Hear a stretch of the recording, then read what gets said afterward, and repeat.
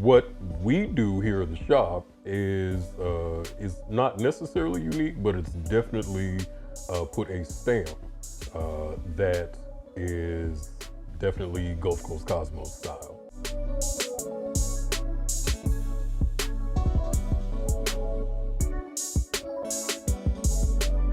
Hi, my name is Byron Canady, and I'm the owner and operator of Gulf Coast Cosmos Comics. The inspiration behind Gulf Coast Cosmos is two parts. It is the relationship that I had with my dad. We read comic books together, him, myself, and my brother.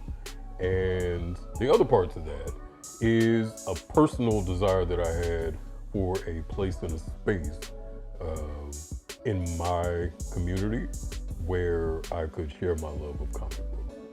There are what we call third spaces or third places, few and far between. Specifically, spaces like this. Throughout the US, there are fewer than 200 Black-owned comic book shops. When you do the numbers, that's across the United States. That says a lot. When we contribute so much to the comic book culture and to the industry as a whole, that seems wrong on quite a few levels.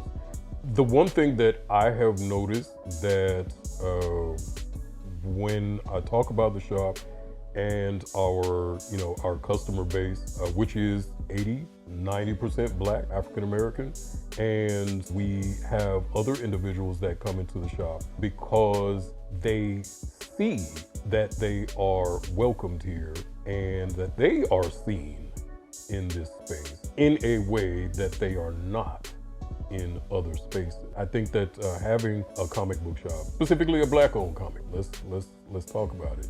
Specifically a Black-owned comic book shop is incredibly important. Yeah, I may be the first, but I do not want to be the last. Intention was just to simply open up a comic book shop in Third Ward, which would in turn be a great space for the people in the community. I didn't set out to like make history or like set a record or anything. It just so happened that, by the time we opened up the shop, we were the only Black-owned comic book shop, first and only Black-owned comic book shop in the city. The intention of the shop, the mission and the vision of the shop to expand the narrative of what comic book fandom looks like and acts like and feels like was baked into my business plan, where I wanted us to not only be in the community, but also to be a part of the community. And you can only do that by having those relationships with community leaders, arts organizations, and the like within Third Ward.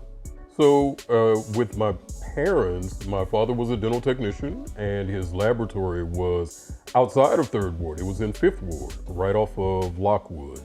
But my father's business took him. He serviced a lot of the Black and brown communities in and around Houston, and one of them in particular was Third Ward. And whenever we got the opportunity to spend time with my dad on the weekends while he was making his rounds at other dental offices and clinics and whatnot, this was one of my favorite places to come in Third Ward, because it was like the culture. It was art and it was culture, and it was a full embracing of Black art and culture. That's the thing that is like really drew me to Third Ward. Art.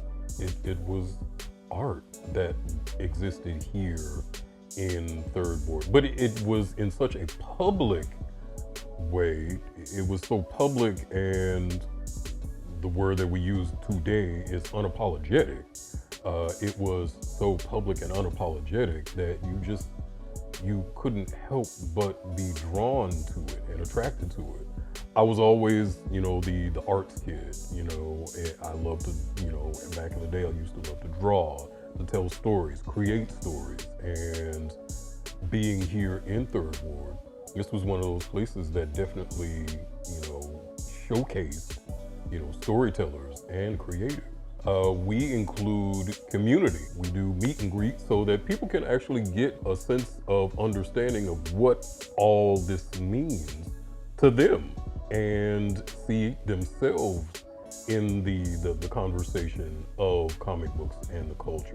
We invite people to come and share, share the energy and, have conversations. Whether you picked up a comic book or not, that's not important. What's important is having your thoughts and interests in the conversation.